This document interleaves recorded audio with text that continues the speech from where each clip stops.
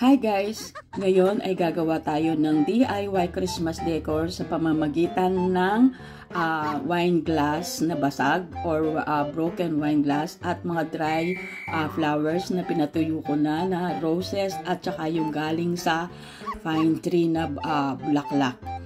Makikita nyo rito ay gumagamit ako ng mga crystals, decor, yung kagaya ng crystal balls at crystal star.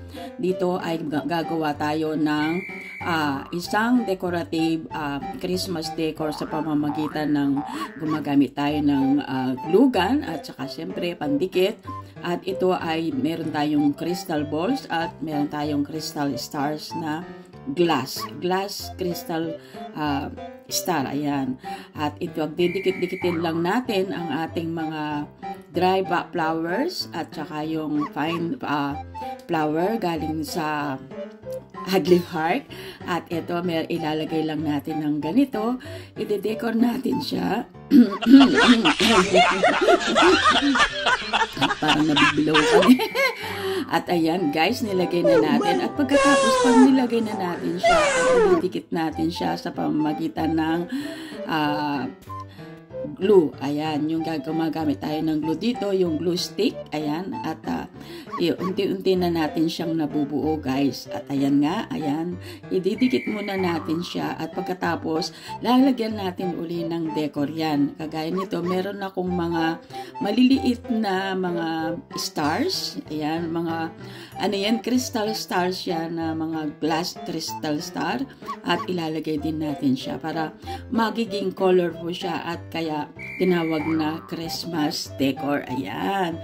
At syempre, kasi hindi masasayang ang ating nabasag na wine glass at ito ang ating naisip na gawin sa pamamagitan nito guys ay makikita nyo ang kakaibang ginawa ko at syempre iisipin natin kung paano natin siya mapapaganda pa sa pamamagitan ng mga beads. Ayan.